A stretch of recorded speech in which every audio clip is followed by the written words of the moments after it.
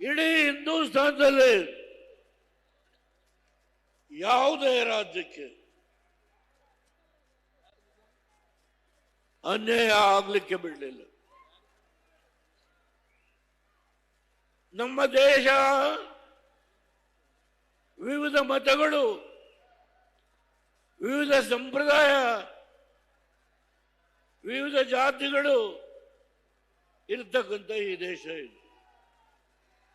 ಸುಮಾರು 150 ಕೋಟಿ ಜನಸಂಖ್ಯೆ ಇರತಕ್ಕಂಥ ಈ ರಾಷ್ಟ್ರದಲ್ಲಿ, ಹೌದು, ರಾಹುಲ್ ಗಾಂಧಿ ಹಾಸನಕ್ಕೆ ಬಂದರು. 10 ವರ್ಷದ ಹಿಂದೆ Devegowda is the B team among BJP. ನನ್ನ ಸ್ನೇಹಿತ ಅವತ್ತು ಆ ಚುನಾವಣೆಯಲ್ಲಿ ಸೋತ. ಇವತ್ತು ಅವ್ರ ಮಗ ಇಲ್ಲಿ ಎಲ್ಲಿ ನಮ್ಮ ಹಾಸನದಿಂದ ಸ್ವರೂಪ್. ಯಾವ ಈ ಕ್ಷೇತ್ರ ಬಿಜೆಪಿಯ Devegowda is the B team ಅಂತ ಹೇಳಿದ್ರು, ಇವತ್ತು ಅದೇ ದೇವೇಗೌಡ ಬಿಜೆಪಿಯ ಜೊತೆ ಸಂಪರ್ಕ ಮಾಡಿ ಎನ್ಡಿಎನಲ್ಲಿ ಇವತ್ತು ನಾವು ಪಾಲ್ದಾರರಾಗಿದ್ದೇವೆ.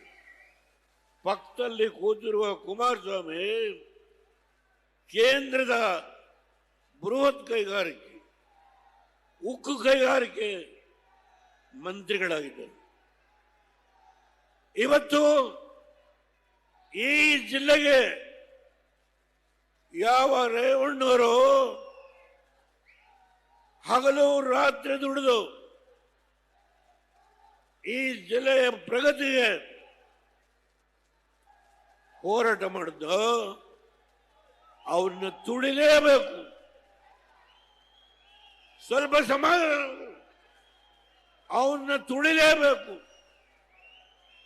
ನನ್ನ ಮನೆಯಲ್ಲಿ ನಾನು 2ನೇ ಮಗಳು ಶೈಲಜಾ ಅವರ ಮನೆಯಲ್ಲಿ ಇರ್ತೇನೆ. ಆ ಮನೆಯಲ್ಲಿ ರೇವಣ್ಣ ಕೂತಿದ್ದಾನೆ. ಪೊಲೀಸ್ನವ್ರು ಬಂದು SIT ಅವರು ನಿಮ್ಮನ್ನ ಅರೆಸ್ಟ್ ಮಾಡಿದ್ದೀವಿ ಬನ್ನಿ.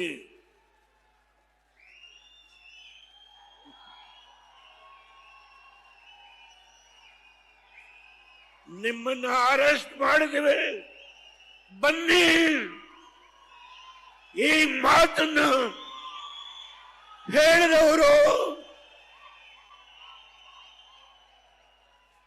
SITಯ ಅಧಿಕಾರಿಗಳು.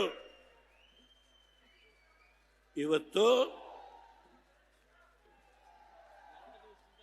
SITಯ ಅಧಿಕಾರಿಗಳಿಗೆ ಉಡುಗೊರೆಯನ್ನ ಕೊಟ್ಟಿದ್ದಾರೆ.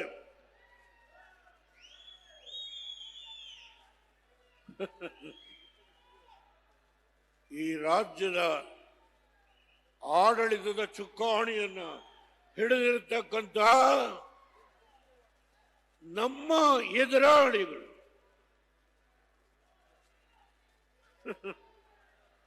ಹೇಳ್ತಾರೆ, ಇವತ್ತು ರೇವಣ್ಣವ್ರನ್ನ